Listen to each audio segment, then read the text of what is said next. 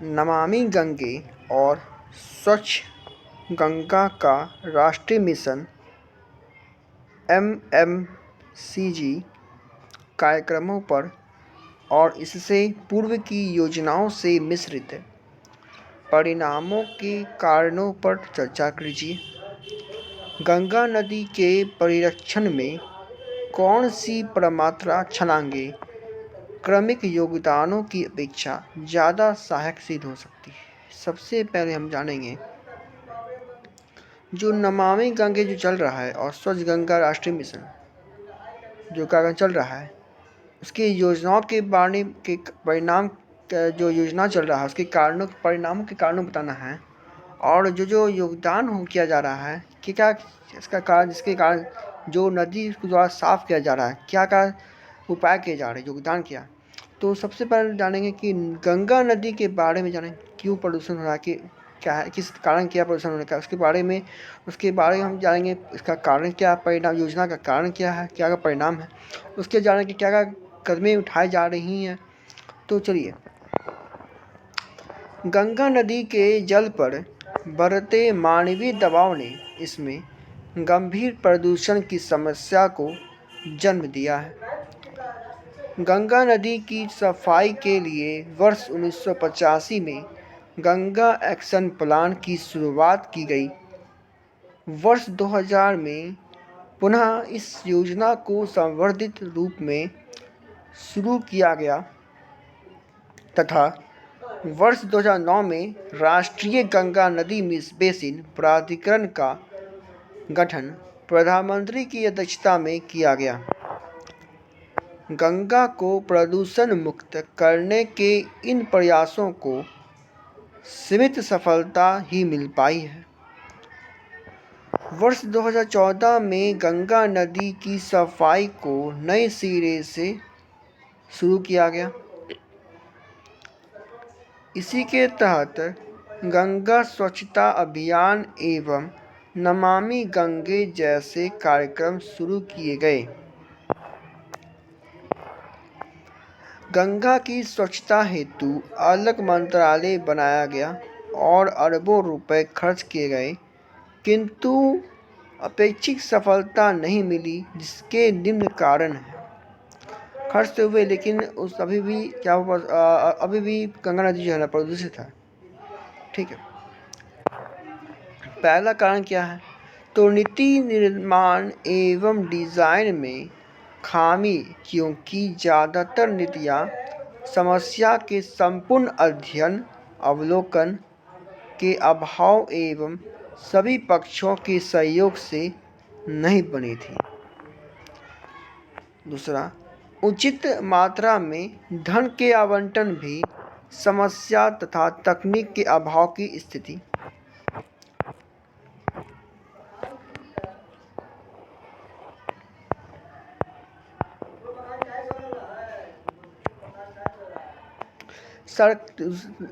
Next point है क्या लिखेंगे सरकार की आपसी योजनाओं में समन्वय की कमी तथा विरोधाभासी प्रवृत्ति।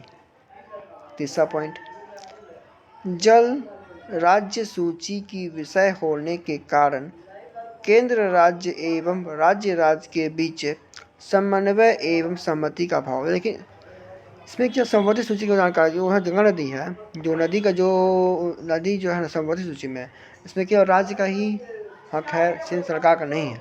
तो इससे क्या होता है राज्य का जो है तनाव हो जाता है। ठीक है, राज्य में क्या होता तनाव हो जाता है कि मेरा पानी है मेरा नदी है तो हम ऐसे करें वैसे करेंगे इसलिए यही कारण सबसे बड़ा मुद्दा है। अब उद्योगों पर गंगा सफाई को लेकर कोई विशेष उत्तरदायित्व नहीं होना तथा नौकरशाही में भ्रष्टाचार के कारण उद्योगों द्वारा पर्यावरणीय नियमों के अनुसरण में कमी। उद्योग तो लग रहा है लेकिन जो उद्योग से जो पानी जा रहा है डायरेक्ट कहाँ जा रहा है गंगा नदी में जा रहा है और गंगा नदी क्या हो रहा है प्रदूषित हो रहा है। और जैसे खर्चा तो हो रहा है लेकिन क्या हो रहा है बीच बिचौलिए का काम कर रहे हैं नौकरशाही लोग जो है भ्रष्टाचार कर रहे हैं।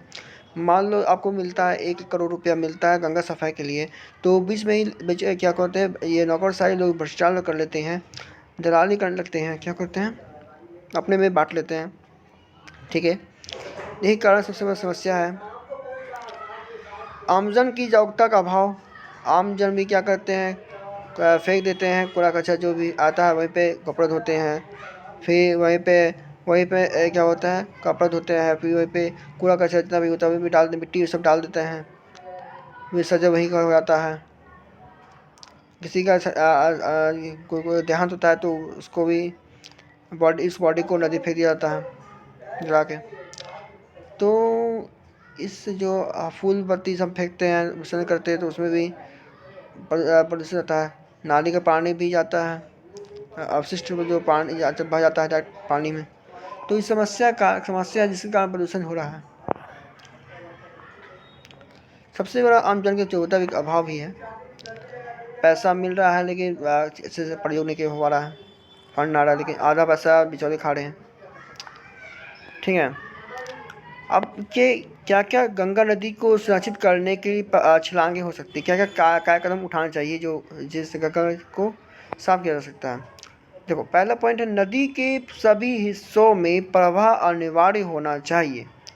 कचरे को नदी में बहाने से पूर्व उसे परिष्कृत कर देना चाहिए, यानी कि जो नाले के द्वारा पानी बहा जा रहा है उसको फिल्टर किया जाए और उसी फिल्टर पानी को क्या किया जाए, प्रयोग में लाया जाए, या फिर ट्रीटमेंट करके गंगा नदी में बहाया जाए। ठीक है, मान लो वर्षा पानी आया, वर्षा पानी को उसको ट्रीटमेंट करके क्या साफ करें, उसको प्रयोग में लाएँ। मान लो नाली का पानी अपशिष्ट वाटर जा रहा है, अपशिष्ट पदार्थ को जा रहा है, उस पानी को क्या किया जाए, गंदे पानी को जो साफ ट्रीटमेंट प्लांट करना चाहिए, ट्रीटमेंट करके क्या करना चाहिए, बहाया जाना चाहिए ताकि प्रदूषित ना हो। दूसरा, गंगा के किनारे बसे सभी गांव पंचायतों के अतिरिक्त नगर पालिकाओं की भूमिका को महत्वपूर्ण बनाना। तो इसमें नगर पालिका को कदम उठाना चाहिए कि जो वहाँ पे कदम उठाना चाहिए कि साफ सुथरा रखें, आसपास जो लोग हैं उनको ध्यान रखना चाहिए। तीसरा, नदी के प्रवाह को कम करने रोकने के लिए राज्य सरकारों को अपने क्षेत्र में मानसून के कमज़ोर पड़ने पर नदी के पानी को रोकने के बजाय वर्षा के पानी को इकट्ठा करने तथा जल आपूर्ति में दक्षता हासिल करने के लिए कठोर कदम उठाना चाहिए।